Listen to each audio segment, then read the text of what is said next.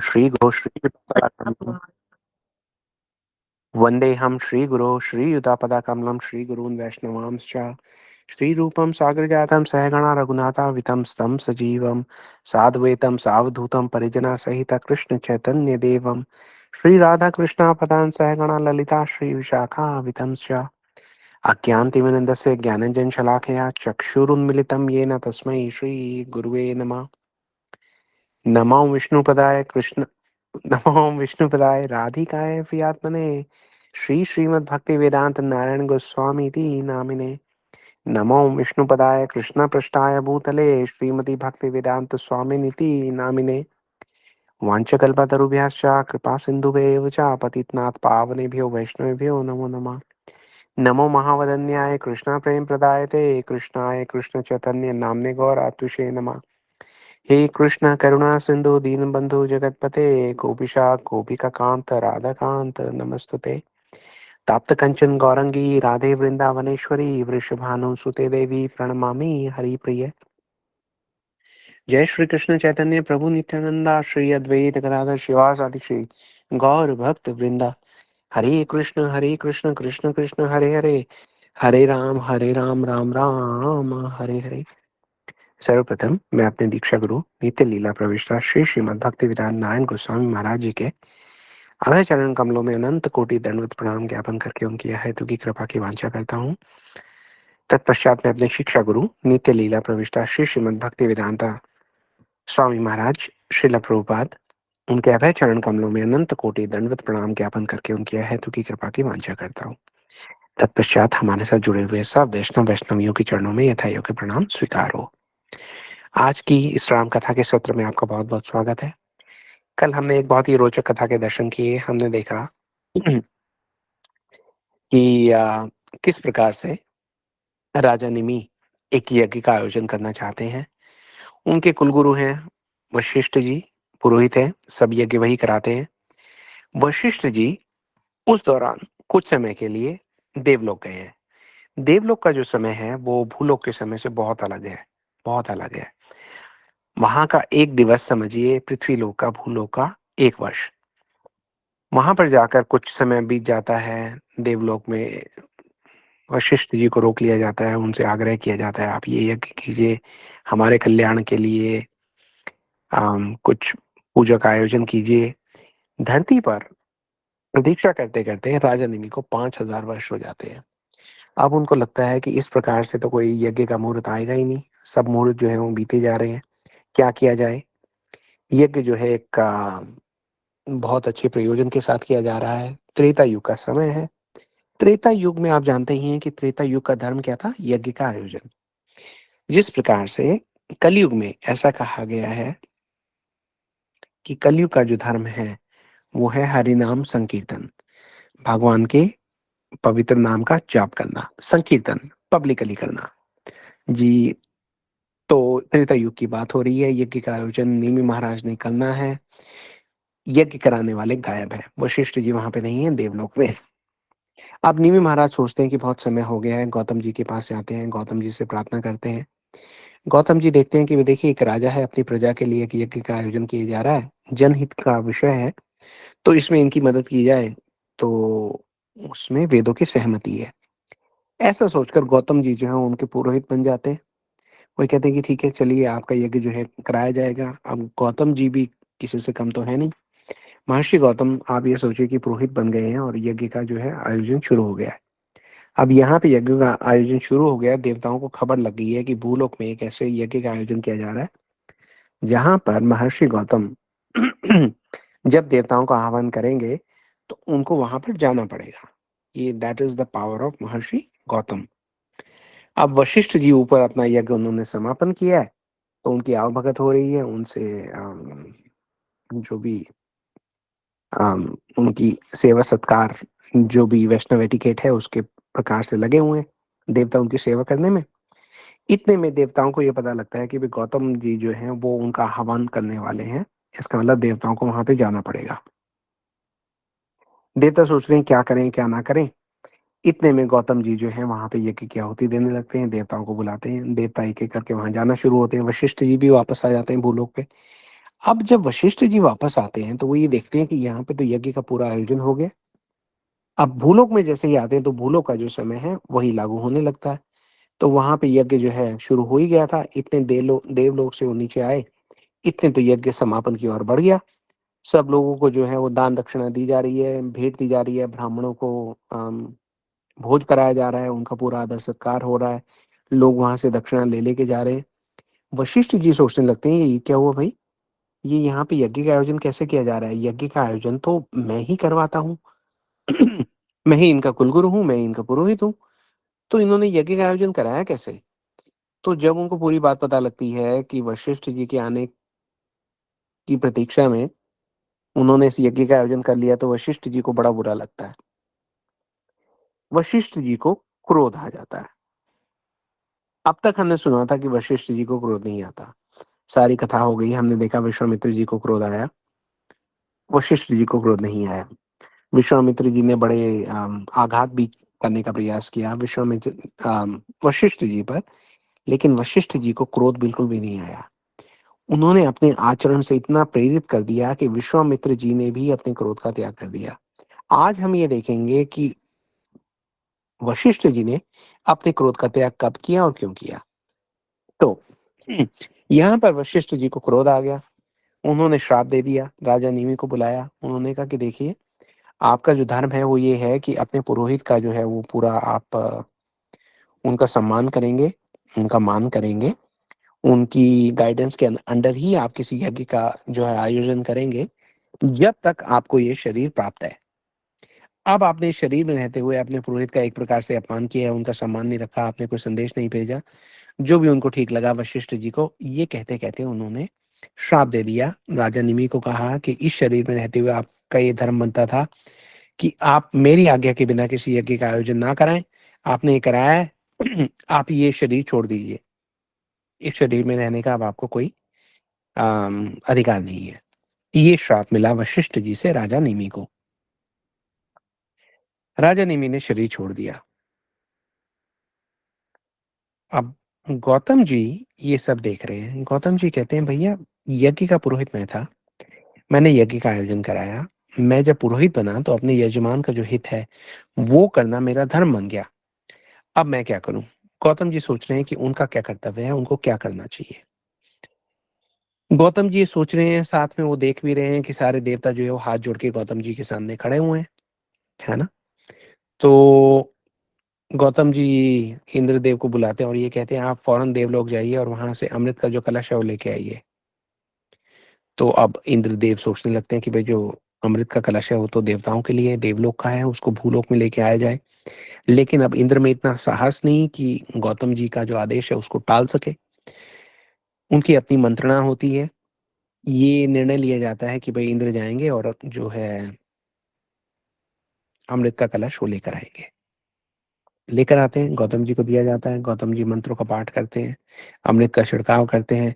निमि महाराज जो है वो जीवित हो उठते हैं। अभी उन्होंने शरीर छोड़ दिया था, अब वो दोबारा खड़े हो जाते हैं। तो निमि महाराज प्रार्थना करते हैं गौतम जी से। वो ये कहते हैं कि नहीं, मैंने एक बार शरीर छोड़ दिया तो दोबारा अब ये 3.5 हाथ का शरीर लेकर मैं क्या करूँगा? गौतम जी कहते हैं कि देखिए, शरीर छोड़ने का तो आपका समय नहीं हुआ था। आप अगर ये शरीर लेने से इनकार कर देंगे तो भी आपको रहना तो होगा, बिना शरीर के आप कहाँ रहेंगे? बड़ा सुंदर वहाँ पे संवाद चलता है। आज की कथा के लिए तो हम बहुत शॉर्ट में चलेंगे। तो निमि महाराज कहते हैं कि देखिए, मैं एक काम करता हूँ, सोचते हुए उनकी ये सहमति बनती है कि आँखों का जो प्रयोग किया जाता है, मानव शरीर में आँखें दी गई हैं भगवान के स्वरूप का दर्शन करने के लिए। तो महाराज निमि कहते हैं कि जीवन की सफलता जो है वो भगवान के दर्शनों में ही है। तो आप मुझे आशीर्वाद दीजिए कि मैं आँखों के ऊपर जो पलकें हैं, उनके ऊपर मेरा निवास हो। इन आँखों से जिनसे भगवत दर्शन किया जा सकता है, उन पलकों पर सदैव मैं विराजमान रहूँ। तो गौतम जी ने आशीर्वाद दिया, पलकों पर उनको स्थान मिला, इसलिए पलकों को हम निमिषा भी कहते हैं। जितना समय लगता है पलक को झपकाने में, that is also unit of time. तो निमि महाराज जो थे वो पलक पर जाकर उन्होंने अपना स्थान ले लिया।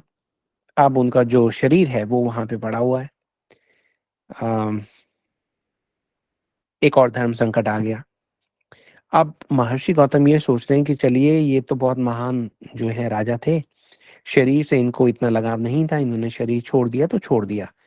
लेकिन that doesn't change the fact कि ये थे तो मेरे भी जजमान ही। अब इनका जो वंश है, वंश वृद्धि का जो उत्तरदायित्व है वो भी मेरे ऊपर है। अब इनका वंश आगे कैसे बढ़े उसका कुछ मुझे ही सोचना पड़ेगा।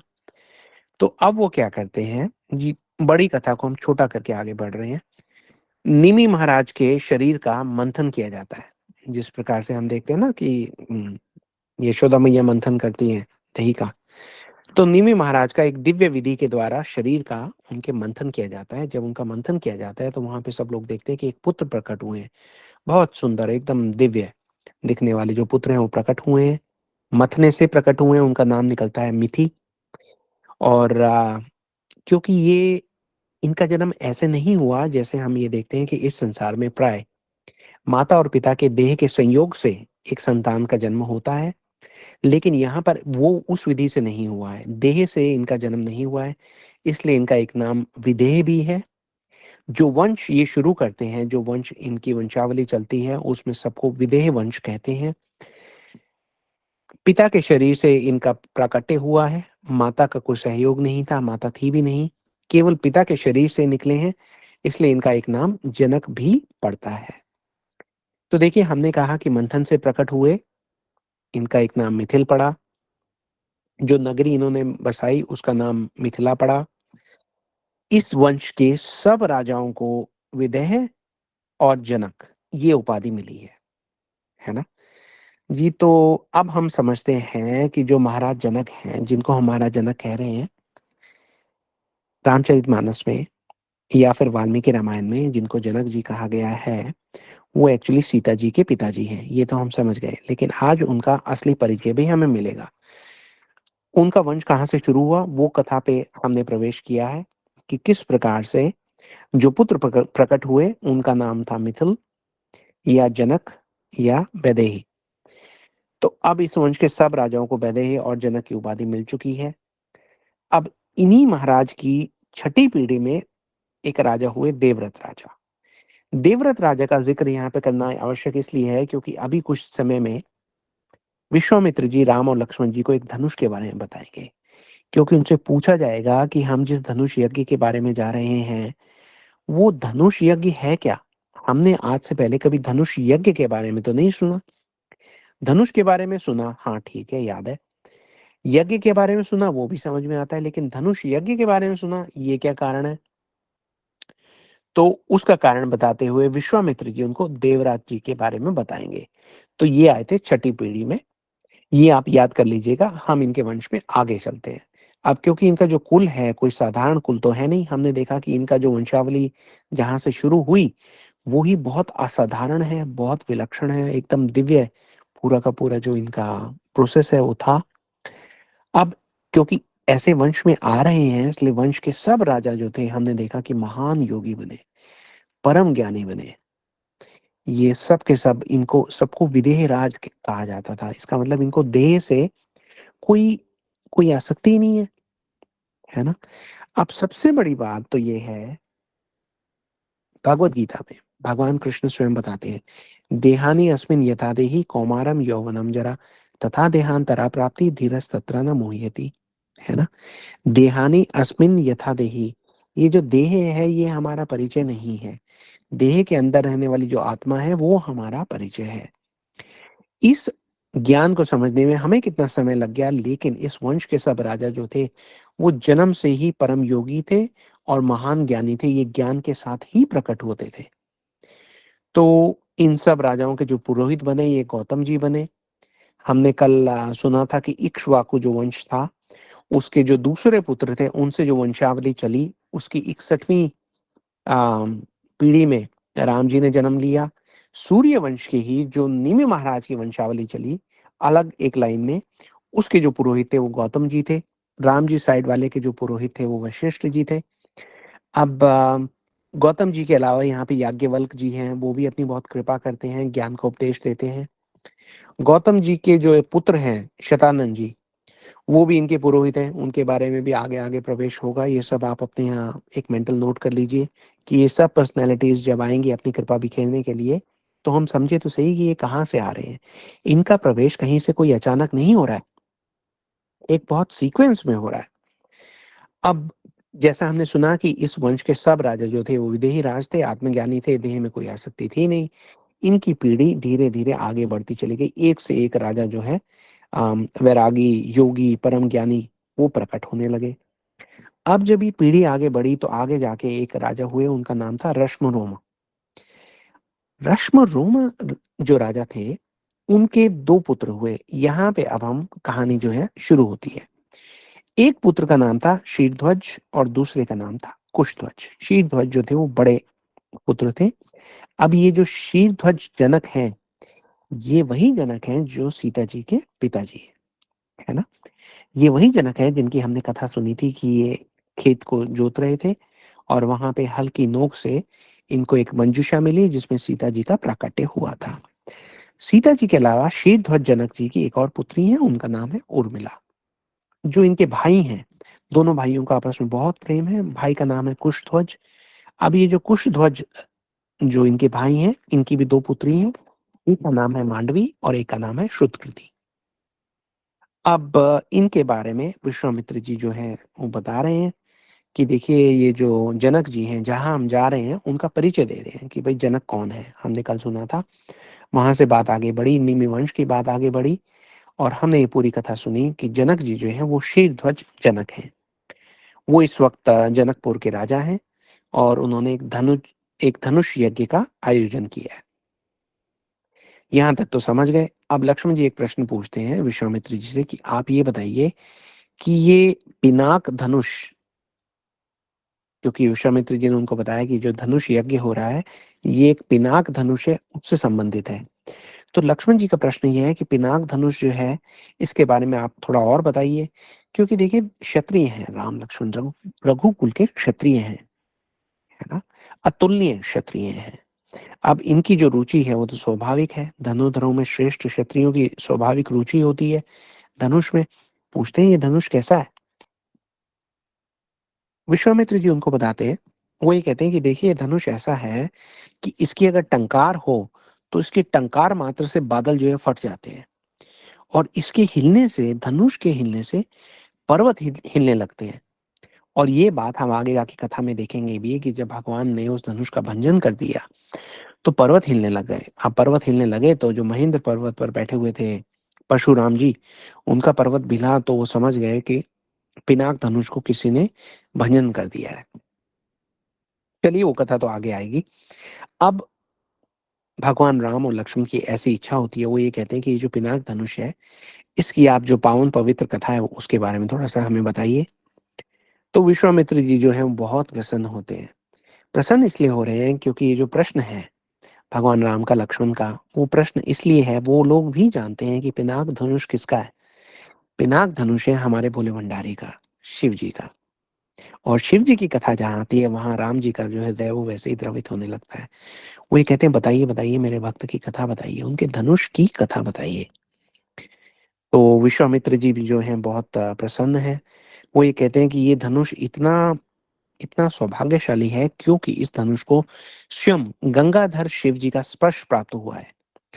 इस धनुष को धारण करने के कारण शिव जी का एक नाम पिनाकी भी पड़ा। हम्म, तो पूरी कथा में वो वापस जाते हैं, उनको सुनाने लगते हैं कि देखिए एक बार की बात है, शिव जी करते क्या है, शिव जी के पास कोई ना कोई अपनी प्रॉब्लम लेके आ जाते हैं, उस प्रॉब्लम को सॉल्व करते हैं। भोले भंडारी तो है ही। तो ये बताते हैं कि एक बार एक जो था मय राक्षस था, उसके तीन पुत्र थे। एक का नाम था तारकक्ष, एक का नाम था कमलाक्ष और तीसरे का नाम था विद्युन्माली। तो अब ये जो तीनों पुत्र थे, इनकी भक्ति थी ब्रह्मा जी के प्रति। ब्रह्मा जी की इन्होंने बड़ी तपस्या की। तपस्या की तो ब्रह्मा जी प्रकट हो गए। ब्रह्मा जी की मजबूरी है प्रकट होना। तीनों ने मिलकर ब्रह्मा जी से वरदान मांगा। अब ब्रह्मा जी क्योंकि तपस्या से प्रसन्न हो गए थे, बोले मांगिए क्या वरदान मांगते हैं। इन्होंने वही मांगा जो आप सुनते हैं कि हर एक किसी ने मांगना होता है। इन्होंने कहा हमें अमर कर दीजिए। ब्रह्मा जी ने कहा कि क्या करते हो आप लोग, राम कथा ग्रुप नहीं ज्वाइन किया क्या। आपको अब तक पता होना चाहिए था कि किसी को भी मैं अमर होने का वरदान नहीं दे सकता, कुछ और माँगिए। तीनों ने मिलकर फिर सोचा। इस बार उन्होंने ब्रह्मा जी से कहा कि हमें आप 3 नगरियाँ दे दीजिए। 3 नगर उन्होंने माँगे। उन्होंने कहा ठीक है नगर ले लीजिए। उन्होंने कहा नगर ऐसे आम नहीं चाहिए हमें, नगर जो है बहुत असाधारण होने चाहिए। बोले कैसे? बोले नगर ऐसे होने चाहिए कि जिनमें बैठकर हम कहीं भी जा सकें। फ्लाइंग सिटीज़, बहुत बड़ी-बड़ी सिटीज़, जो आप एक किस्म से विमान के जैसे समझिए। पूरा का पूरा कॉन्टिनेंट एक द्वीप ही होगा, लेकिन उसको लेके हम कहीं भी जा सकें। और एक नगरी जो थी वो स्वर्ण की थी, और एक नगरी जो थी वो चांदी की थी, और एक नगरी जो थी वो लोहे की थी। अब इसके अलावा उन्होंने एक और वरदान मांगा। उन्होंने कहा कि जब हम तीनों भाई 1000 साल के बाद मिलें, तो हम तीनों के जो नगर हैं वो मिलकर एक हो जाएं, और जो देवता तीनों नगरों को एक ही बाण से नष्ट करने की क्षमता रखता हो, केवल वही हमारी मृत्यु का कारण बने। ब्रह्मा जी ने उन्हें वरदान दे दिया। ब्रह्मा जी ने सोचा मैं वरदान दे देता हूँ, आगे शिव जी अपने आप संभालेंगे। तीनों वरदान पाकर खुश हो गए। उन्होंने कहा इतना बड़ा हमारा नगर है ना, इसको एक तीर से कौन नष्ट कर पाएगा? कोई कर ही नहीं पाएगा। तो उन्होंने अपने हिसाब से ऐसा वरदान मांग लिया कि वो प्रैक्टिकली अमर ही हो जाए। अब ब्रह्मा जी ने कहा कि ठीक है। ब्रह्मा जी ने मय दानव को बोला कि आप 3 नगरों का निर्माण कर दीजिए। तारकक्ष को दे दिया उन्होंने सोने का, जो कमलाक्ष था उनको चांदी का, और विद्युत माली के लिए लोहे का नगर उनको प्रदान कर दिया गया। अब ये जो है ये 3 नगरों को लेकर घूमने लगे, 3 पुरियों को। अब ये कहीं भी चले जाएँ, और बहुत पावरफुल हो गए। जो देवता थे वो भयभीत हो गए। उन्होंने कहा कि ये तो पूरी अपनी नगरी लेकर अगर स्वर्ग में आ गए, हमारे स्वर्ग के ऊपर इन्होंने अपनी नगरियाँ बैठा दी, तो हम तो गए काम से। अब सब देवता देवता जो थे भागे-भागे गए भगवान शिव की शरण में। तो भगवान शिव ने कहा क्या बात है भई? उन्होंने कहा कि देखिए आप हमारी रक्षा कीजिए, ये तो दानव है, कोई भक्त तो है नहीं, जगह-जगह जो है अपना तांडा फैला रहे हैं, इनको पावर मिल गई है, आप इनसे हमारी रक्षा कीजिए। भगवान शिव ने कहा कि चलो ठीक है करेंगे रक्षा। तो अब सब सारे देवता बोले कि देखिए एक काम कीजिए, क्योंकि ये तीनों तो जिस प्रकार से घूमते हैं, इनकी नगरी जो है वो एक रथ के समान ही है, क्योंकि उसी पर बैठ के घूमते हैं, उसी पर बैठे-बैठे जो है युद्ध करते हैं। आप ऐसे कैसे करेंगे युद्ध? आप एक काम कीजिए, आप अपना रथ पर बैठिए। शिव जी हँसने लगे। शिव जी ने कहा अब आप खुद ही सोचिए शिव जी को रथ की क्या आवश्यकता है ना? लेकिन फिर भी कौतूहल हुआ उनको। उन्होंने कहा अच्छा रथ कहाँ से आएगा? तो उन्होंने कहा कि ये रथ जो है हम बनवाएँगे आपका। आप उस पर बैठकर वो कीजिएगा, युद्ध कीजिएगा, विश्वकर्मा जी से हम रिक्वेस्ट करते हैं। ठीक है जी, विश्वकर्मा जी को बुलाया गया। अब विश्वकर्मा जी ने एक बहुत दिव्य रथ का निर्माण किया। उन्होंने सूर्य और चंद्रमा से उसके पहिए बनाए। इंद्र, वरुण, यम और कुबेर जो थे वो रथ के 4 घोड़े बने। उसके बाद उन्होंने कहा कि भई आपको अस्त्र-शस्त्र भी चाहिए होंगे, तो एक आपके लिए धनुष का निर्माण किया जाएगा। अब विश्वकर्मा जी ने बहुत अपना जप-तप किया, और उसके प्रभाव से उन्होंने पर्वतों का सार लेकर, यूँ समझिए कि हिमालय पर्वत को लेकर एक धनुष बनाया, हिमालय की तरह भारी, स्ट्रॉन्ग, और शेषनाग जी से प्रार्थना की कि उसकी प्रत्यंचा बने। तो उसकी प्रत्यंचा बन गई, ये धनुष भी इनका तैयार हुआ। अब तैयार हो गया तो शिव जी ने क्या किया, शिव जी ने अपना एक रूप प्रकट किया जो बाण का रूप था, और बाण की नोक बने अग्निदेव। अब इस दिव्य रथ पर सवार हो गए भगवान शिव जी स्वयं। अब इस रथ पर चल के वो चले तीनों भाइयों के बीच युद्ध करने के लिए। अब समय बीत गया, युद्ध चलता रहा। भोलेनाथ भी बैठे हैं, युद्ध कर रहे हैं, कोई दिक्कत नहीं है। अब जैसे ही समय पूरा हुआ 1000 साल, तो ये तीनों रथ एक साथ ही थे, तो तीनों जो नगरियाँ थी, सब सीध में आ गई। अब भगवान शिव ने वो वाला बाण छोड़ा जिसको वो लेकर आए थे, और तीनों का वहाँ पर नाश कर दिया। तो ये जिस दिन भगवान ने ये लीला की, शिव जी ने, उस दिवस को, क्योंकि वो कार्तिक मास की पूर्णिमा थी, इसलिए उसको त्रिपुरारी पूर्णिमा के नाम से भी जाना जाता है। शिव जी ने ये लीला की, तो उसके बाद से शिव जी को त्रिपुरारी भी कहा जाता है। ये सब सारी लीलाएँ जो है शिव जी ने कर दी। अब ये जो धनुष था, ये शिव जी के पास था। इससे संबंधित कई सारी कथाएँ जो हैं हमें सुनने में आती हैं। आज जिस कथा का हम सार ले रहे हैं, देखिए कथाओं में थोड़ा-थोड़ा भेद इसलिए होता है क्योंकि ये कल्प भेद है। किसी कल्प में कुछ हुआ, किसी कल्प में कुछ हुआ। हम ये नहीं कह सकते ऐसा नहीं, ऐसा ही हुआ था। आप ये समझिए ऐसा हुआ था और वैसा भी हुआ था। आज की जो कथा है, क्योंकि हम शिव जी की कृपा के बगैर कहीं बढ़ नहीं सकते, तो आज की कथा हमारी जब आगे बढ़ेगी तो हम देवराज जी के बारे में बताते हैं। वही देवराज जी जिनके बारे में अभी हमने कुछ समय पहले चर्चा की थी कि वो निमि वंश की छठी पीढ़ी में देवराज के नाम से राजा हुए थे। अब देवराज जी जो थे वो भगवान शंकर के परम भक्त थे, बड़ी भगवान की भक्ति करते थे। एक दिन शिव जी प्रसन्न हो गए, प्रकट हो गए, बोले कुछ मांगिए। तो अब कुछ मांगिए, तो क्या मांगे? देवराज जी ने एक बहुत समझदारी भरा काम किया। उन्होंने ये कहा कि देखिए, आप ऐसा वरदान दीजिए हमें कि हमारे परिवार में, हमारे वंश में जो भक्ति है वो बनी रहे। अब जब शिवजी ने ये सुना कि अरे क्या इन्होंने मांगा है, तो शिवजी बहुत प्रसन्न हो गए। कुछ समय के लिए तो शिवजी कुछ बोल ही नहीं पाए प्रसन्नता के कारण। जो देवराज जी हैं वो शिवजी को देख रहे हैं, और देखिए देवराज जी का सौभाग्य है, उनके भाग्य का कैसा उदय हुआ कि शिवजी जब अपने भगवान को मन मन में धारण कर रहे हैं, है ना, उनके ध्यान में गए हुए हैं, उस दृश्य के दर्शन हो रहे हैं देवराज जी को। बहुत प्रसन्न होकर शिव जी जो है अपने भगवान को याद कर रहे हैं कि भाई इन्होंने मेरे से भक्ति मांग ली। तो शिव जी वहां खड़े हुए हैं, देवराज जी सोच रहे हैं। आप सोचिए शिव जी का क्या रूप होगा। कर्पूर गौरम करुणावतारम संसार सारम भुजगेंद्र हारम सदा वसंतम हृदय अरविंदे भवम भवामी सहितम नमामि। इतने जो करुणा की मूर्ति हैं शिव जी, वो अपनी नेत्र खोलते हैं और देवराज जी को ये कहते हैं कि आप ये कह रहे हैं कि भक्ति बनी रहे, मैं आपको ये आशीर्वाद देता हूँ, क्योंकि उन्होंने तो देख लिया कि क्या होने वाला है। तो शिव जी कहते हैं मैं आपको ये आशीर्वाद देता हूँ कि आपके वंश में तो स्वयं भक्ति देवी प्रकट होंगी। तो अब देवराज जी जो है वो तो बहुत प्रसन्न, शिव जी के चरणों में गिर गए, है ना। तो शिव जी ने कहा कि इनके वंश में तो आगे आगे जो है भक्ति देवी स्वयं आ रही है, सीता जी आ रही है। तो अब शिव जी उनसे कहते हैं कि अब आप कुछ और मांगिए। वो बोले अब मैं क्या मांगू, भक्ति मिल गई, अब मुझे क्या चाहिए। लेकिन शिव जी कह रहे हैं कि नहीं नहीं, कुछ तो आपको मांगना ही पड़ेगा। तो वो ये कहते हैं कि शिव जी आपकी कोई भी प्रिय वस्तु हो, आप मुझे दे दीजिए, जिसे मैं आपका स्वरूप समझकर उसकी सेवा करता रहूं। तो अब शिव जी सोचने लगे क्या दूं क्या दूं। फिर उनको ध्यान आया कि ये जो पिनाक धनुष है, मैं ये दे देता हूँ, क्योंकि भक्ति देवी आएंगी तो उनकी भी कोई लीला चलेगी। तो ये सोचकर शिव जी ने अपना जो पिनाक धनुष था वो उनको दे दिया, देवराज जी महाराज को। उन्होंने शिव जी का स्वरूप समझ कर रख लिया, उसकी बहुत सेवा पूजा होती है। नियम बना हुआ है उनके वंश का कि हर रोज जो वंश का बड़ा होता है, जो राजा होता है, वो रोज सुबह उसकी पूजा अर्चना करता है। शिव जी का स्वरूप है, शिव जी का स्वरूप है, तो इससे बड़ा सौभाग्य क्या हो सकता है। विश्वामित्र जी बता रहे हैं कि देखिए ये जो पिनाक है ये सुमेरु पर्वत से भी अधिक भारी है। राम लक्ष्मण जी जो है वो सुन रहे हैं, पूरी लीला कर रहे हैं, चकित होकर सुन रहे हैं कि अच्छा पिनाक जो है वो सुमेरु पर्वत से भी अधिक भारी है। बोले हाँ, और महाराज जनक ने ये कहा है कि जो इसे उठाएगा। तो अब राम लक्ष्मण जी सोचते हैं पर्वत से भी अधिक भारी है, इसको उठा कौन सकता है।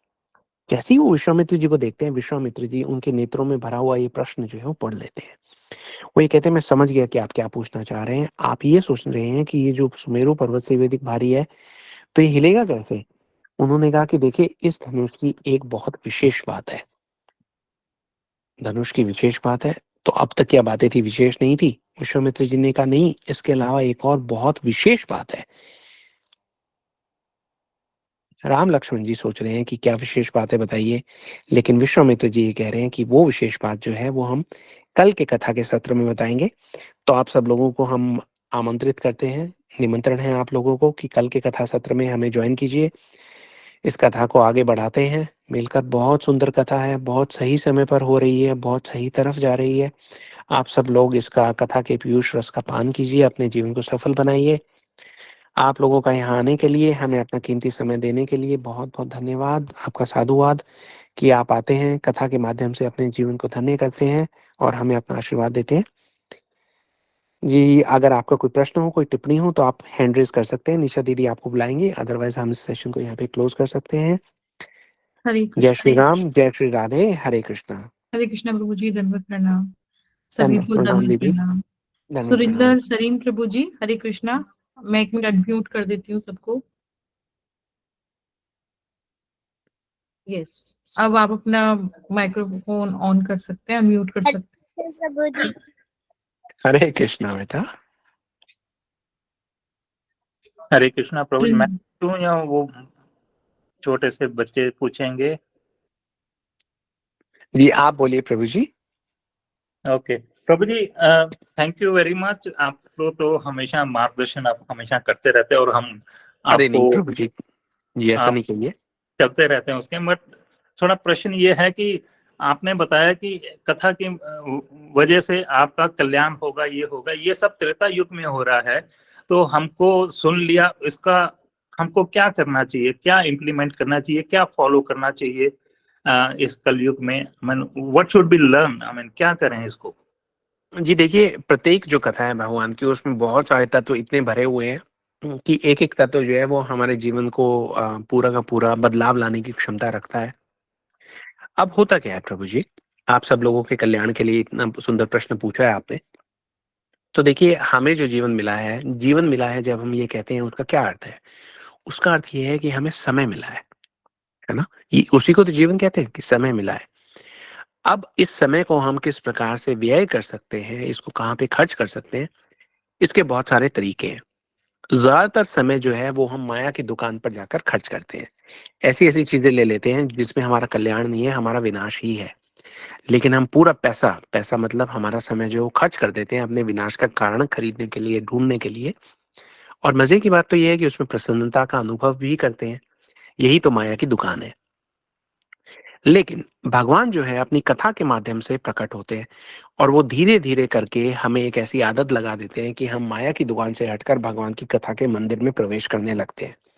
वही धन जो हम खर्च कर रहे थे माया की दुकान पर, वही धन अब हम भगवान की कथा के मंदिर में जो दक्षिणा के तौर पर जो है वो दान पेटी में डाल रहे हैं। भगवान का, जैसे हमने कल भी कहा था कि गंगा जी का अभिषेक गंगा जल से ही किया जाता है।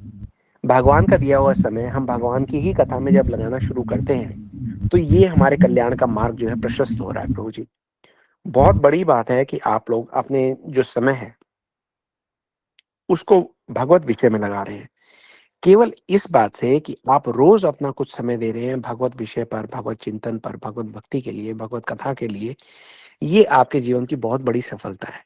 अभी हम जैसे लोगों को, मेरे जैसे व्यक्ति को तो पता नहीं लगता, लेकिन गुरु वाक्य पर हमें क्योंकि पूर्ण विश्वास है, इसलिए हमें ये पता है कि हमारा बहुत बड़ा कल्याण हो रहा है। कितना बड़ा कल्याण हो रहा है ये अभी हमें मतलब दिख नहीं सकता, क्योंकि हमारे पास वो दिव्य चक्षु नहीं है ना।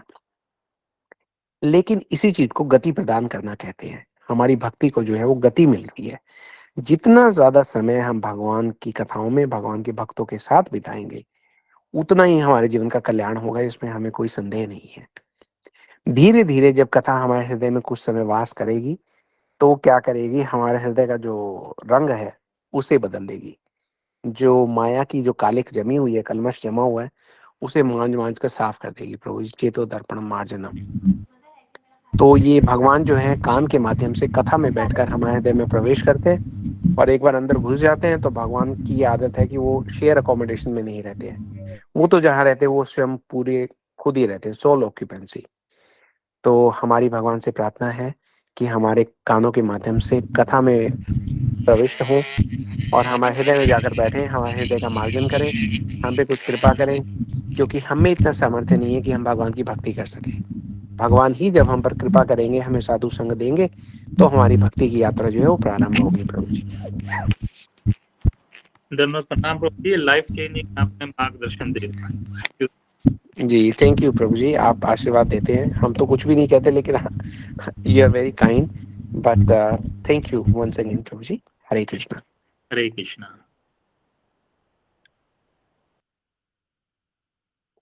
हरे कृष्णा। सोनम नेगी दीदी। जय श्री राम प्रभु जी। जय श्री राम बेटा। गुरु जी, मैं क्या बोल रहा था, वो क्या राम जी है ना, हम्म, राम जी के पिता दशरथ जी हैं। दशरथ जी के पिता राजा आज हैं। जी राजा आज जी के पिता यानी हरिश्चंद्र है ना, जी। और हरिश्चंद्र जी के पिता। ये तो पूरी वंशावली पूछ रहे हैं आप, मैं आपको पूरी लिस्ट भेज दूंगा, आप निशा दी से ले लीजिएगा। अच्छा ठीक है गुरु जी। ठीक है बेटा। हाँ ठीक है, ओके जी। हरे श्री राम। कृष्ण। जय श्री राम। हरे कृष्णा। अच्युत प्रिया दीदी। दीदी हरे कृष्णा। कृष्णा प्रभु जी दंड प्रणाम। दंडवत प्रणाम दीदी, हरे कृष्णा। जी मैंने इसलिए किया अभी आपको। दीदी आपकी आवाज ना बहुत कम आ रही है, प्लीज आप थोड़ा सा आस आके बात हरे कृष्णा प्रभु जी दंड प्रणाम। दीदी आवाज आ रही है? दीदी थोड़ा अभी भी हल्की आ रही है, प्लीज आप थोड़ा जोर से बोलिए। दीदी हरे कृष्णा हाँ जी आवाज आ हाँ रही जी है? जी, अब दीदी अभी मैंने प्रभु जी से क्वेश्चन किया था 2-3 दिन पहले एकादशी की महिमा के बारे में। तो दीदी मेरी ददिया सास थी ना, तो दीदी आज उन्हें शरीर छोड़ दिया है। तो मतलब अब बच्चे मेरे मान गए कि मम्मी एकादशी की कितनी महिमा है। देखिए वो वाह। कब से परेशान थी प्रभु जी, बहुत समय से जी परेशान थी। जी जी, हमें याद है, हम सब बात कर रहे थे उनके बारे में। प्रभु जी आज उन्होंने शरीर छोड़ दिया। तो मतलब बच्चे मेरे बोले मम्मी एकादशी की महिमा मान गए वाकई में। मैंने कहा पता चला तुम लोगों को प्रैक्टिकली, क्योंकि हम लोग कहते हैं तो बच्चों को ऐसा असर नहीं होता कि मतलब ऐसी व्रत होगा, लेकिन प्रभु जी आज मान गए कि वाकई में इतना कष्ट था प्रभु जी। जी, और देखिए आज का जो दिवस है वो जी बड़ा स्पेशल दिवस है। अम, जी, अपना जो नारद जी का अवतार गौर लीला में आए हैं श्रीवास प्रभु जी जी, उनकी तिथि है। तो भगवान के भक्तों की तिथि पर अगर कोई शरीर छोड़ता है तो उनकी देखिए कितनी कृपा मिलती है, और एकादशी का फल लेकर गई है। जी बहुत उनको गति मिली है। जाना तो प्रत्येक व्यक्ति को है ही संसार से। प्रभु जी। कौन कैसे जाता है इससे पता लगता है कि कौन कहाँ गया है। जी प्रभु जी। जी, बहुत बहुत देखिए, प्रभु जी उनके जाने किसी से का हमें भी दुख नहीं जाना। हो रहा, हमें खुशी हो रही उल्टा कि चलो उनकी गति हो गई। हमें दुख नहीं हो रहा क्योंकि जाना तो है ही एक दिन सबको। जी हाँ, पुराना शरीर छोड़ के मान लीजिए किसी की गाड़ी है बहुत पुरानी है, वो अब ठीक प्रकार से नहीं चल पाती है, अगर उस व्यक्ति को नई गाड़ी मिल जाए तो इसमें कोई दुख की बात तो नहीं है ना। तो प्रभु जी मेरा प्रश्न था, जैसे हम तो यहाँ रहते हैं दूसरी तरफ, वो रहते हैं गांव में, हम कल जाएंगे तो प्रभु जी क्या मतलब ठाकुर जी की सेवा तो नहीं कर सकते ना, मतलब ऐसे जैसे अब घर वाले तो भक्त नहीं है ना, तो हमें तो भोग लगा के पाना होता है। तो थोड़ी समस्या है कि मतलब फिर भक्तों के यहाँ से मंगाना पड़ेगा प्रसाद, ऐसा करना ये पड़ेगा ना। देखिए, ठाकुर जी की भक्ति तो चलती रहेगी, है ना, जी उसमें कोई ब्रेक देने की कोई आवश्यकता नहीं है। और आप तो बल्कि ये काम कीजिए कि ठाकुर जी को जो भी भोग लगे, जो आपकी दादी थी उनकी फोटो के आगे ठाकुर जी को जो भी भोग लगाया जाए ना, वो जी उठाने के बाद एक उनकी प्लेट अलग बना के रखिए, दादी की फोटो के आगे रखिए।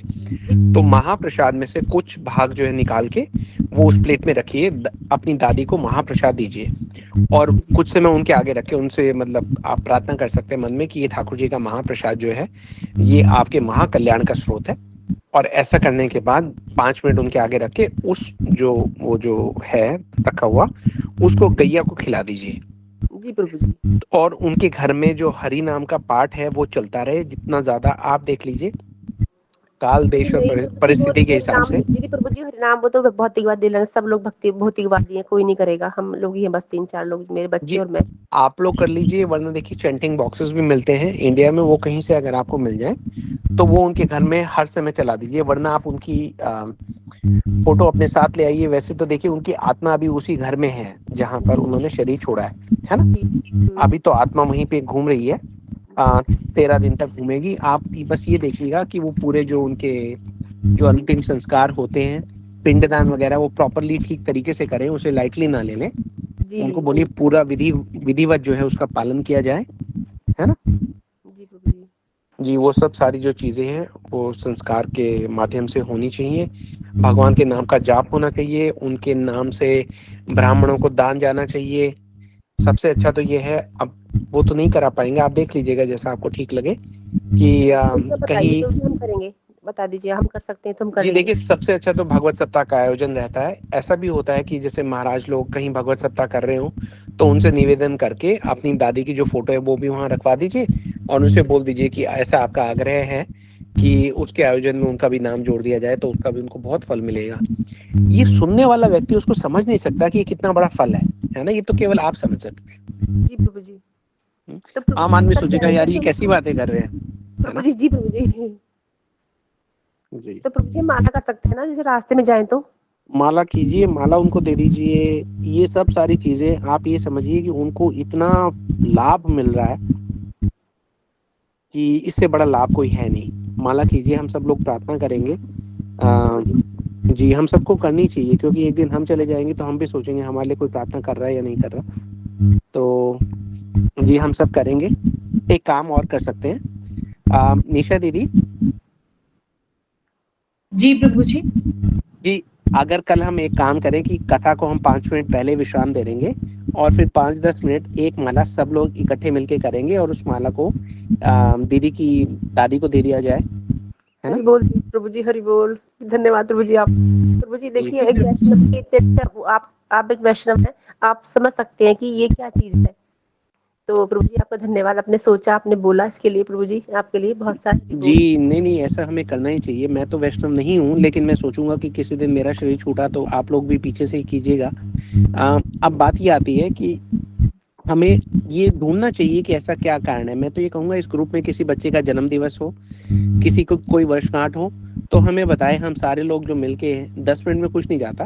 जी सब लोग इकट्ठे मिलके एक माला कर सकते हैं सब लोग, प्रभु जी। और एक दूसरे को प्रदान कर सकते हैं। क्योंकि देखिए, किसी का कोई सुख हो या दुख हो, भगवान का जो नाम है वो हमें कितने संकटों से बचा सकता है, ये तो हम सब भली भांति जानते ही हैं। जी प्रभु जी। तो कल हम ऐसे ही करेंगे, कथा को 5 मिनट पहले रोक के सब लोगों से प्रार्थना करेंगे कि हमारे साथ जुड़े रहें, नाम का जाप करें, और उस जाप को हम सब हाथ जोड़ कर प्रदान करेंगे आपकी दादी को। क्योंकि प्रभु जी कल तो मैं कथा नहीं सुन पाऊंगी, मैं वहां पर रहूंगी ना, कल तो क्रियाक्रम कोई से बात नहीं, जी प्रभु जी, 3 दिन आप तो नहीं एक सुन काम पाऊंगी। कीजिएगा, आप निशा दीदी को, अगर आपके पास कोई फोटो हो ना, उनकी फोटो दे दीजिएगा, हम स्क्रीन पे फोटो रख देंगे उनकी, और उनका नाम वगैरह बता दीजिएगा। हम पहले संकल्प करवा लेंगे सबसे कि भाई हम ये चाहते हैं कि ये जो भगवान के नाम का पाठ हो रहा है, इसको, ये जो हमारी माता जी थी, उनको प्रदान किया जाए, उनको गति मिले आगे, ऐसा कर लेंगे। जी प्रभु जी, इससे ना सबको सीख मिलेगी, क्योंकि हमें भी जाना है ना एक दिन, तो हमारे निमित्त में कोई करे तो ये जी जी, प्रभु बिल्कुल बिल्कुल। और देखिए ये तो, जी प्रभु जी। जी देखिए, एक बार आप सबको ना थोड़ा म्यूट कर देते हैं, बैकग्राउंड नॉइस आ रही है कहीं से। एक बड़ी अच्छी बात बताते हैं आपको। प्रभु जी बहुत उत्तम विचार है आपका, हम जी सब लोग आपके साथ हैं, जी, जैसे आप थैंक यू। कहेंगे हम उसका अनुसरण करेंगे। जी जी जी, थैंक यू दीदी। जी देखिए, एक और बात मैं आपसे कहना चाह रहा था। अब बैकग्राउंड नॉइस नहीं आ रही, अब आप लोगों को आराम से सुनाई देगा। देखिए, जो आज का शिक्षा प्रणाली है, जो एजुकेशन सिस्टम है, वो तो काफ़ी ठीक नहीं है। लेकिन आप सब लोग एक काम करना चाहिए आपको। हम लोग कई बार डिस्कस करते हैं घर में। जो मेरी धर्मपत्नी है, वो तो इस बारे में बड़ा जो है उनका विशेष महत्व देती है इस बात पे। बच्चों को भी हम बताते हैं कि देखिए, जीवन का तो कोई भरोसा नहीं है। कल कहीं से समाचार आ जाए कि भई ये व्यक्ति नहीं रहा, मान लीजिए कल को मैं नहीं रहा, तो हमारे परिवार को पीछे से पता होना चाहिए कि भई अंतिम संस्कार किस प्रकार से होना चाहिए। क्योंकि जब दुःख की घड़ी आती है और हमें यही ना पता हो कि अब करना क्या है, तो वो बहुत क्रूशियल टाइम होता है आत्मा के लिए। और उस टाइम हम जो है अपना दुःख तो इतना आता ही है ना, दुःख का पहाड़ टूटता है भई। हम कितनी भी बातें करते रहें, जानने वाले से जो हमारा प्रेम है, वो बहुत बड़ी चीज़ होती है। लेकिन उस प्रेम में हम ये ना भूल जाएँ कि हमारा कर्तव्य क्या है। तो इसलिए बड़ी क्लियर गाइडलाइंस हमारे पास होनी चाहिए कि भई कल को अगर हम जाते हैं, मैं बल्कि अपनी धर्मपत्नी से पूछूँगा कि एक सेशन लिया जा सके, अगर ज़्यादा लोग इंटरेस्टेड हुए, तो एक विशेष सेशन हम कर सकते हैं, उसमें हम नोट्स बना सकते हैं। अपने-अपने परिवार वालों के लिए छोड़ के जा सकते हैं कि भई कभी किसी को हो जाए तो ये आपको करना है। नंबर 1 ये करना है, नंबर 2 ये, नंबर 3 ये।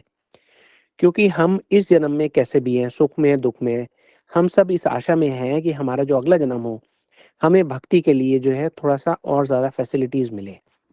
हुँ? हम वो कर पाएँ जो इस जन्म में हम थोड़ा-सा लेट कर रहे हैं। और भगवान की अगर इच्छा रही, तो भगवान हो सकता है किसी और ब्रह्मांड में हमें जन्म दे दें, यहाँ पे वापस ना आना पड़े। ऐसे ब्रह्मांड में जन्म दे दें जहाँ पे चैतन्य महाप्रभु की लीला हुए अभी हो सकता है 200 वर्ष ही हुए हों। अभी भगवान के जो चरणों की छाप है वो थोड़ी फ्रेश हो वहाँ पर। अभी तो भगवान को गए 550 वर्ष हो गए, है ना? देखिए कितना कलयुग का प्रभाव कितना फैल गया। तो भगवान से प्रार्थना करेंगे। ये सब सारी चीज़ें हमें साइंटिफिकली पता होनी चाहिए कि क्या करना है, कैसे करना है, और इस चीज़ में कोई कोताही नहीं बरतनी है, इसमें कोई हमें ढील नहीं करनी। ये प्रभु जी, प्रॉपर्ली करना ही करना है। प्रभु जी हमारा असली परिवार तो यही है जो आपने बताया, अभी बोला। मेरे प्रभु जी आंख भर आई आपकी बात सुन करके कि प्रभु जी सच्चाई तो यही है कि जो वैष्णव होते हैं वो परम दयालु होते हैं। और कितने लोग दुनिया में आते जाते रहते हैं, लेकिन हम किसी की परवाह नहीं, कोई जाए हमें कोई मतलब नहीं है। लेकिन प्रभु जी एक वैष्णव जो दूसरे के हित के बारे में, उसके जाने के बारे में सिर्फ वैष्णव लोग ही सोच सकते हैं प्रभु जी। इसलिए मुझे प्रभु जी मैं आपकी बहुत, मैं क्या बोलूं। जी नहीं, मुझे तो इसमें आपको बोलने के लिए कुछ भी नहीं है, तो गुरुजी का आशीर्वाद है कि उन्होंने इस प्रकार के वातावरण में आपको रखा है। जी, तो उन्हीं की महिमा है, जो भी है। और ये बात तो आप ठीक कह रहे हैं कि ये जितने भी हमारे गुरु वर्ग है ना, वैष्णव जन तो ते ही कहिए, पीर पराई जाने रे, है ना? तो नहीं, ये this is the least we should be doing for each other. तो उसमें कोई बात नहीं है। आप जाइए, आप अपने जो दादी हैं उनकी फोटो और उनका नाम वो सब आप निशा दीदी को दे दीजिए। निशा दीदी कल ऑर्गेनाइज कर लेंगी। हम कथा के बाद उनके लिए सब लोग मिलकर हरि नाम करेंगे।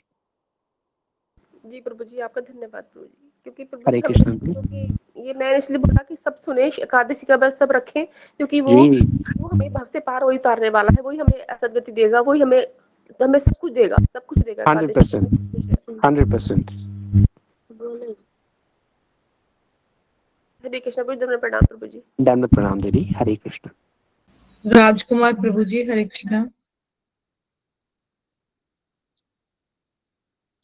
राजकुमार प्रभु जी, हरे कृष्णा।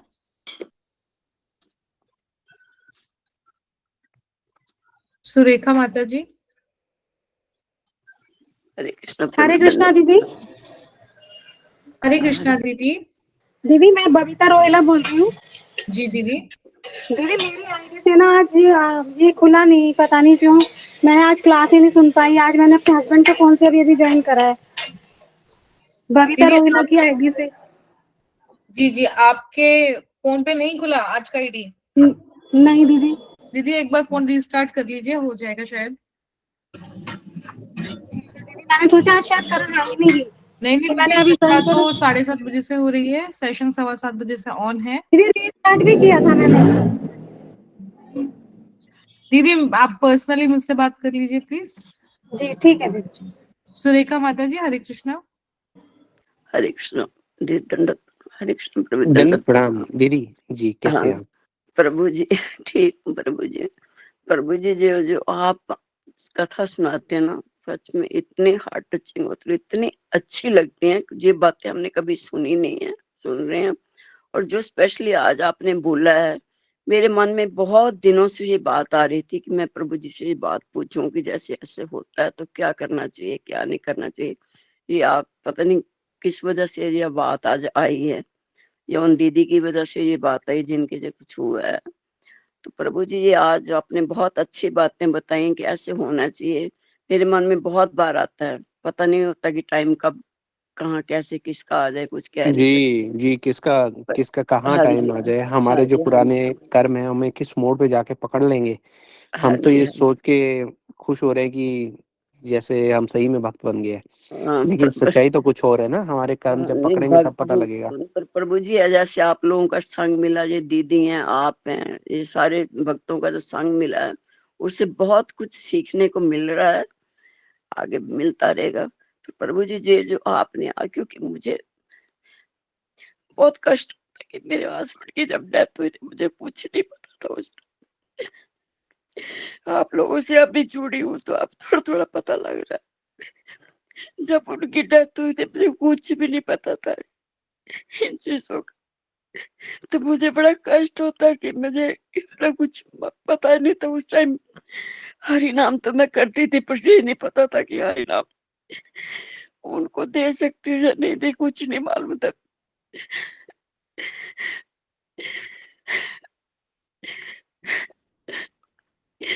आज ये सुन के बहुत अच्छा लगा प्रभु जी की दीदी आप रोइए नहीं, दीदी आप रो नहीं। जी दीदी मुझे याद है कि मैं अपने हस्बैंड के लिए कुछ नहीं कर पाई, मुझे पता ही नहीं, मालूम ही नहीं था उस टाइम कि कुछ देखिए। करते भी। जी जी, आप अपनी बात पूरी कीजिए फिर हम बताते हैं। प्रभु जी, उस टाइम मुझे कुछ नहीं पता था, जैसे यहाँ पे होता है वैसे वैसे कर दिया। बस एक बात जरूर है कि मुझे आप जैसे जुड़ी हूँ आप लोगों के साथ, आप सबका आप सबका संग मुझे मिला, तो मुझे पता चल रहा है कि जैसे तिलक लगाते हैं, सब कुछ करते। प्रभु जी, उस टाइम मुझे कुछ नहीं पता था। हरे कृष्णा दीदी, आप ही नहीं है इस ग्रुप में, हम भी बहुत सारे लोग ऐसे हैं जिन्हें कुछ भी पता नहीं था। और हम भी जिस दौर से आप गुजरी है, हम भी गुजर चुके हैं दीदी, रोइए मत। हरे कृष्ण। हरे कृष्ण प्रभु, सॉरी मैम, नहीं नहीं, रोक नहीं आपने पाई जो अपने कहा। आप को। प्रभु जी हरे नहीं कृष्णा दीदी, मैं प्रभु ऐसा नहीं कह रही हूँ, मैं कह रही हूँ कि आप रोइए मत, हम लोग भी इसी कैटेगरी में हैं जिसमें आप हो दीदी। तो बस ये है हमारे प्रभु जी जरूर हमारे कि मैं साथ भी ये जैसे सब ना गुजर चुका है। अब सुन जी रही हूँ कि ऐसे करना चाहिए, मुझे कुछ नहीं मालूम था जी ऐसे। देखिए, जब प्रभु जी बहुत हरे सारी कृष्णा, कथाएं। प्रभु जी हरे कृष्णा, प्रभु क्षमा करना प्रभु जी, क्या हम उनके लिए कल तुलसी की लकड़ी लेके जाऊँ ना? तुलसी की लकड़ियां जो है वो मैंने इकट्ठा कर रखी हैं, तो उनको अर्थी में चढ़ाने के लिए लेके जाऊँ ना कल? जी, अगर उनकी चिता में आप तुलसी की लकड़ियां डाल दें तो बहुत अच्छा है। अभी अच्छा अंतिम संस्कार उनका होना है ना? जी जी प्रभु जी। तो जी मैंने पहले देखिए, से इकट्ठा कर रखी है हाँ, लकड़ियां, बहुत सारी सूखी उन तुलसी जी। जी उनके मुख में तुलसी का पत्ता रख दीजिए, उनके गले में तुलसी की माला पहना दीजिए, और उनके शरीर को जब तैयार किया जाए तो उसमें आप षोडश तिलक, आपको पता है ना वैष्णव तिलक जो लगाते हैं, वो उनके शरीर पे लगा दीजिए, और उनको तुलसी का जो लकड़ी है वो उनकी चिता में डाल दीजिएगा। जी प्रभु जी। तो बहुत महिमा है, बहुत महिमा है, ये आप कर लीजिएगा। अब हम वापस आते हैं जी। जो दीदी ने कहा कि हम सबके मन में कभी कभी आता है कि जो समय चला गया उसका क्या किया जाए। तो देखिए, समय, अभी हमने सुना कथाओं में बहुत बार सुना कि समय जो है वो इस लोक में तो है, लेकिन ऊपर के लोक में समय की कोई सीमा नहीं है ना? और भगवान का नाम तो ऐसा है जो समय के परे है। भगवान का नाम तो एक स्कड मिसाइल है, जिसका नाम लेकर आप उसको छोड़ देंगे, वो उसी व्यक्ति को ढूंढ लेगा, चाहे वो व्यक्ति अभी किसी और शरीर में हो, क्योंकि वो तो आत्मा के पास जाता है ना।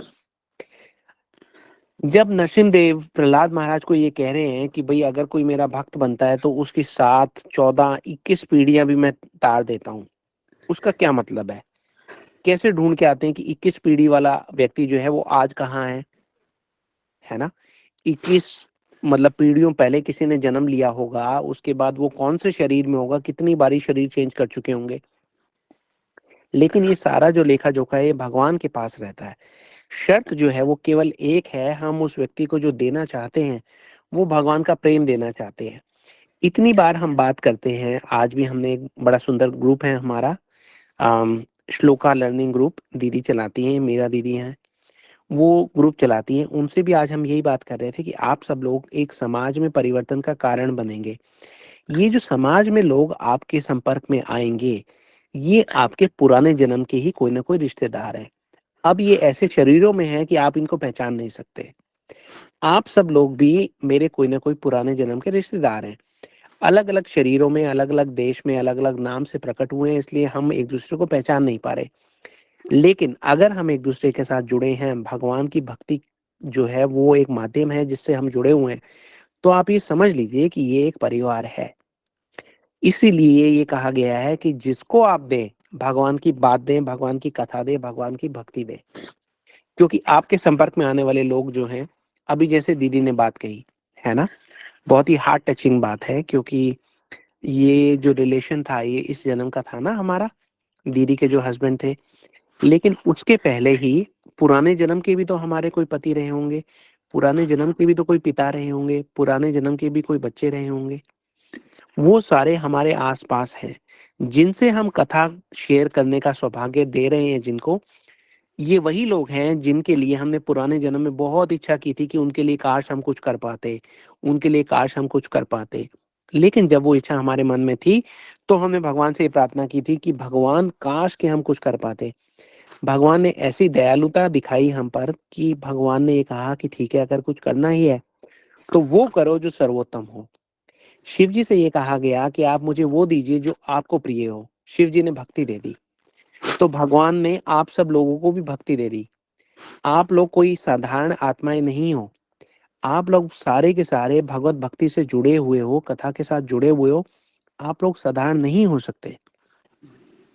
भगवान ने आपका चुनाव किया है। भगवान ने आप सब लोगों को, पुराने जन्म के जो जो लोग जिनके बारे में आप कह रहे थे कि भाई काश इनके लिए हम कुछ कर पाते, क्योंकि जैसे दीदी ने कहा, हम सब ही तो सोचते हैं कि वो हम कुछ कर नहीं पाए, तो भगवान हमें करने का जो माध्यम है वो दे रहे हैं।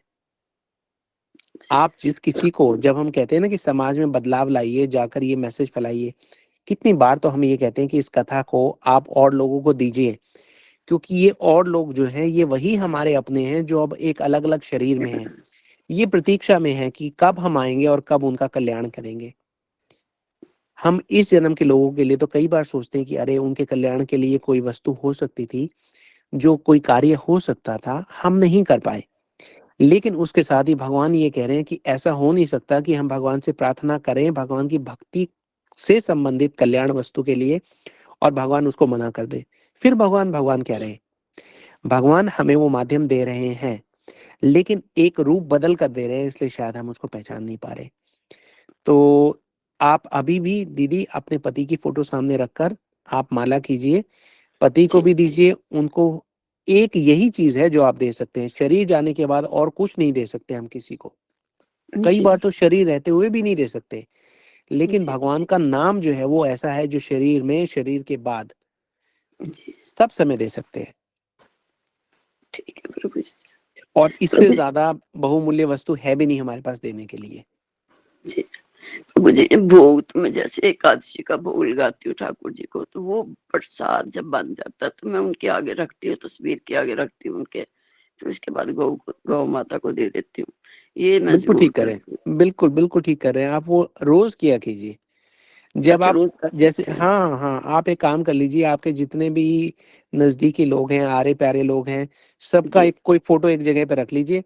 मंदिर में जी आपने ठाकुर जी को आरती दिखाई, जो धूप बत्ती दिखाई, उसके जी बाद वही जो धूप बत्ती उनको दे दीजिए, जैसे सबको देते हैं ना आशीर्वाद स्वरूप में। जी जी तो सबको वो पूजा का फल ऐसे ही मिलेगा जैसे उन्होंने आपके साथ खड़े होकर भगवान की आरती पूजा अर्चन किया ठीक है प्रभु जी। है ना।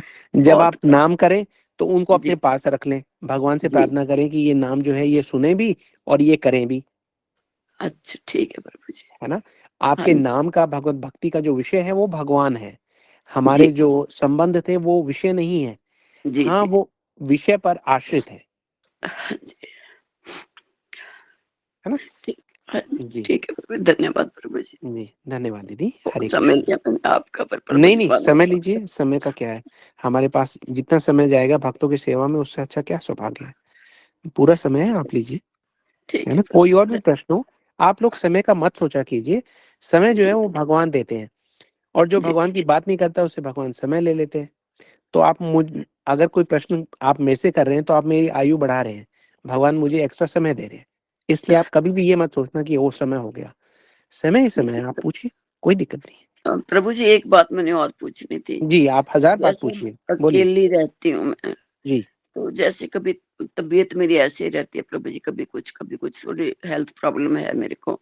जी तो प्रभु जी जैसे ठाकुर जी की सेवा तो करते हैं, जैसे जितनी भी मेरे से होती कोशिश करती हूँ कि किया करूँ, लेकिन कई बार ऐसा हो जाता है कि पेट जैसे लूज हो जाता है, तो बार जी नहाना तो मेरे लिए पॉसिबल है ही नहीं है, क्योंकि मैं एक जी बार नहा लूं दोबारा नहा नहीं सकती मैं। जी तो जैसे शाम को उनकी आरती करनी होती है या फिर उनको विश्राम देना होता है या जो भी है, जी तो जी फिर जी वो कैसे करना है, जैसे बार बार जी टॉयलेट जाना पड़ता है या कुछ, फिर उसका जी जी कैसे जी करूं, मेरे मन में बहुत बार आता है। हाँ जी, मैं उस- आपका प्रश्न समझ गया जी। इस हाँ बारे में इसके दो मेरे पास आपके लिए सजेशंस हैं जी। जी अभी आपने कोई गुरु पादाश्रय ग्रहण किया है, आपकी कोई गुरुजी हाँ हैं जी अभी हाँ आप? जी हाँ जी हाँ जी। जी जी जी ये मेरे, हाँ, ओम भक्ति वेदांत श्रीधर गोस्वामी महाराज जी जो हैं मेरे जी जी जी। गुरु तो आप पूज्य बात श्रीधर गोस्वामी महाराज जी से इसके जी। बारे में निर्देश ले लीजिए, क्योंकि जो गुरु वाक्य होता है वो अपनी जिम्मेदारी पर आपको कोई भी कंसेशन दे सकते हैं, है ना। ठीक जी है प्रभु जी। तो अभी आप ये आएंगे कीजिए। प्रभु जी, गुरु जी हमारे घर आएंगे, चाहे वाह। उनके लिए थोड़ी देर के लिए आए, 5-10 मिनट के लिए, जी लेकिन जी जी आएंगे। अभी हमारे यहाँ आ रहे हैं थोड़ी देर में, 18 अप्रैल को ना, जी। हमारे हमारे शहर में आ रहे हैं गुरुदेव। अरे वाह, 17 की हाँ तो रामनवमी है, उसके अगले दिन आएंगे। हाँ, 17 ग्राम 18 को आएंगे वो हमारे यहाँ पे 18 ना। को आएंगे। हाँ जय। जी हाँ जी। तो जी चाहे 5 मिनट के लिए, पर मैंने उनको रिक्वेस्ट किया कि चाहे घर में आप जरूर आए। बहुत अच्छा तो किया प्रभु आपने। जी, क्या उनके चरण पखाड़ सकती हूँ मैं कि नहीं, क्योंकि मैं अकेली हूँ यहाँ पे घर में, जी लड़का भी है। अगर वो मान जाए तो। मतलब अगर उनको कहें तो मान सकते हैं, वैसे बात ये जी चरण आप अपनी पखाड़। तैयारी रखिए, उनसे जी पूछ लीजिए, है ना, जैसा वो ठीक समझेंगे उनकी इच्छा जी का पालन कर लीजिएगा, है ना। ठीक अगर है वो प्रभु। संकोच दिखाएं तो रहने दीजिएगा, ठीक है जी। है ठीक है प्रभु जी। ना। जी ठीक है धन्यवाद दीदी, प्रभु। हरे कृष्ण। धन्यवाद, हरे कृष्ण। जी देखिए, वो लोग जो हमारे साथ ग्रुप में जुड़े हुए हैं और अभी उनको, जैसे अभी मैंने एक बात कही तो उसके साथ मैंने एक बात और भी सोची कि जब मैंने दीदी से पूछा कि आपने गुरु का पदाश्रय ग्रहण किया है, तो हमारे साथ कुछ ऐसे भी लोग होंगे जिन्होंने अभी कोई गुरु नहीं किए हैं। जी ऐसे कितने लोग हैं इस ग्रुप में जिन्होंने अभी कोई गुरु नहीं किए? एक बार हैंड रेज़ कर सकते हैं?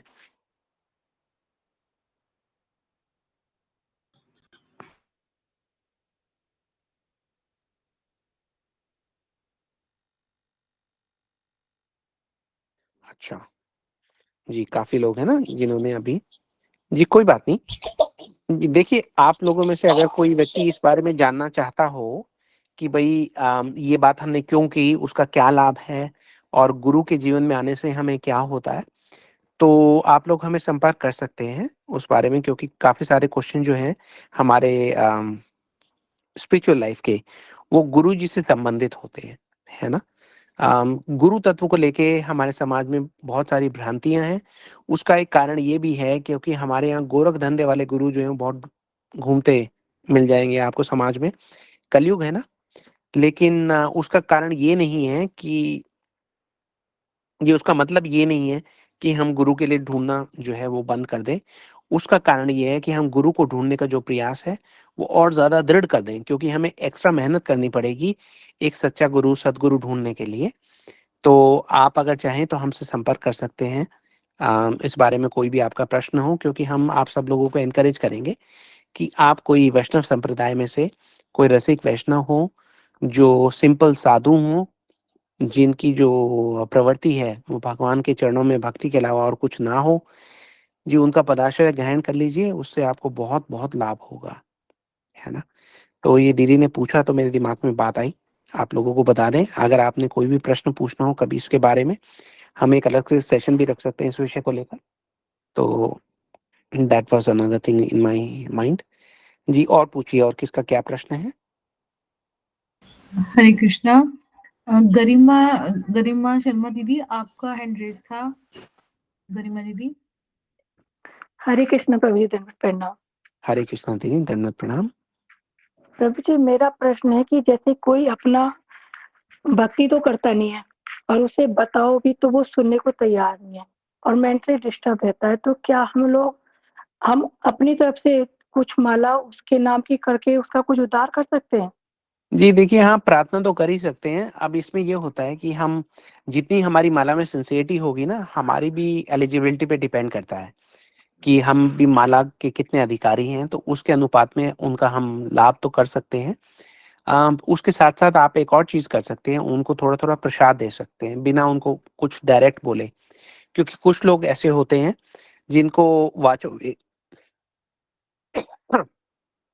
एक्सक्यूज़ मी, उनको वाचो वेगम नहीं होता। उनको जो क्या बोलना है, क्या नहीं बोलना, इसके विषय में अधिक ज्ञान नहीं होता ना, तो आप समझ गए कि इनको बोलने का कोई लाभ नहीं है। उनको आप प्रसाद दे दीजिए, ठाकुर जी का भोग लगाया हुआ, बिना ज़्यादा कहे कि क्या है, क्या नहीं है। वो प्रसाद देने से भी उनको बहुत-बहुत लाभ होगा, है ना?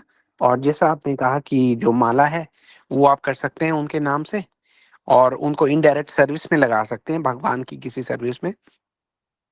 जैसे के लिए आपने ठाकुर जी के लिए आज दाल-चावल बनाने हैं, तो उनसे प्रार्थना कर सकते हैं कि भाई आप एक हेल्प कर दें, हमारी दुकान से जाके दाल-चावल ले आएँ। तो दाल-चावल आपने उनसे मँगवा लिया। आप बनाया तो आपने दाल-चावल, लेकिन क्योंकि वो दाल-चावल वहाँ तक लाने में उनका भी योगदान रहा, तो उनको भी कोई फल मिल गया। उसी प्रकार से बोल सकते हैं कि भई आप एक काम करें, आप नहाए-धोए हैं, साफ-सुथरे हैं, तो एक काम कीजिए, ये जल लेकर तुलसी जी में थोड़ा-सा जल डाल दीजिए।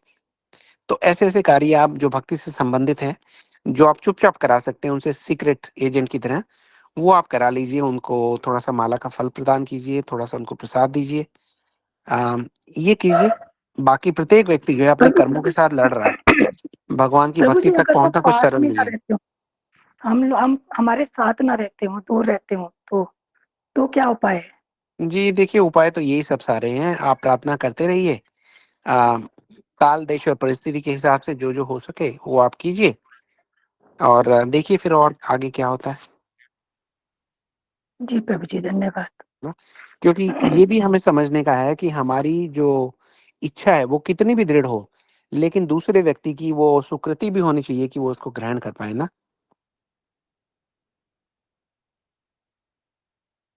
है जी ना? प्रभु जी। मान लीजिए आपने किसी को आलू की सूखी सब्जी पूरी में डाल के देनी है, वो व्यक्ति जो है वो एक अखबार ले आया, बोला जी इसके ऊपर रख दो, आपने पूरियाँ रख दी 10 और ऊपर से आलू की सब्जी डाल दी, वो पूरी आलू की सब्जी खा लेगा। लेकिन अगर वो अखबार लेके आ गया और आपने उसको दूध पिलाना है तो वो अखबार से दूध नहीं पी पाएगा।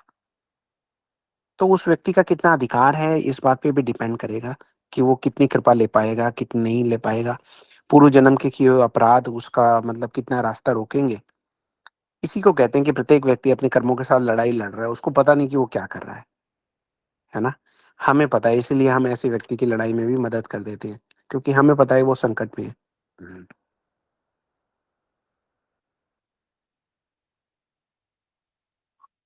धन्यवाद प्रभु जी। दंडवत ओके दंडवत प्रणाम। दंडवत प्रणाम दीदी। हरे कृष्ण। हरे कृष्णा। कृष यादव के नाम से जो आईडी है। हरे कृष्णा प्रभु जी, दंडवत प्रणाम। हरे कृष्णा दीदी। दंडवत प्रणाम दीदी।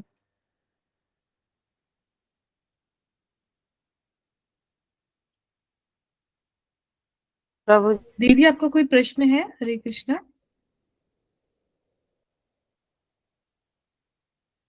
दीदी आपकी वॉइस नहीं आ रही है।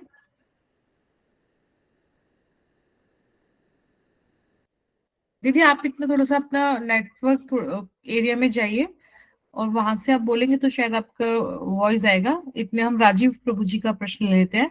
हरे कृष्णा राजीव प्रभु जी, धन्यवाद प्रणाम।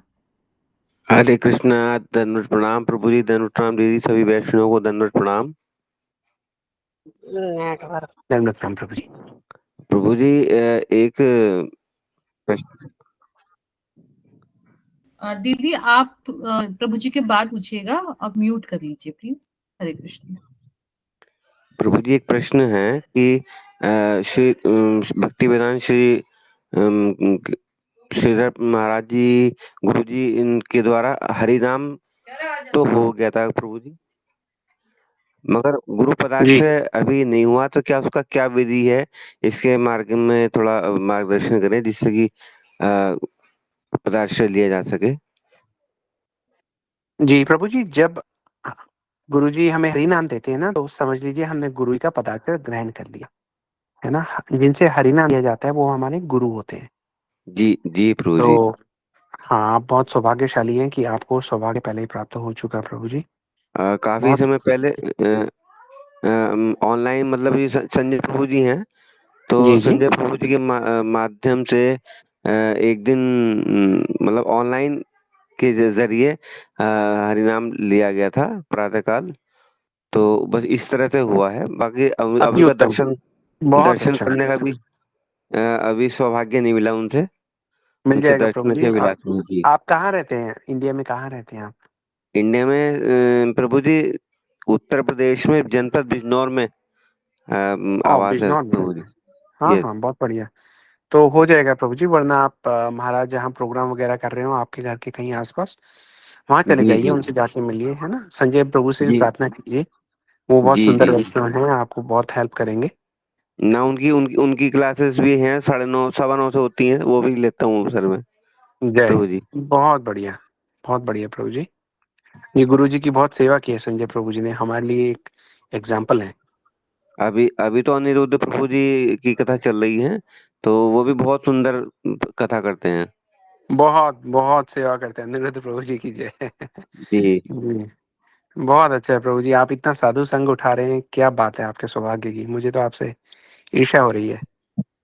नहीं प्रभु जी, आपका बहुत सौभाग्य, मतलब हमारा बहुत सौभाग्य है कि आपका सानिध्य मिल रहा है, हमारा आपका मार्गदर्शन, और इस रूप में श्री राम जी के तत्व को समझने का इस सौभाग्य ही हमारा हमारा जीवन सफल हो रहा है प्रभु जी। जी, ये सौभाग्य हमारा है प्रभु जी, धन्यवाद। हरे कृष्णा प्रभु जी। हरि बोल प्रभु जी, हरे कृष्णा।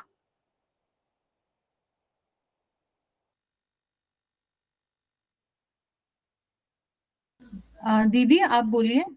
कृष्ण यादव दीदी।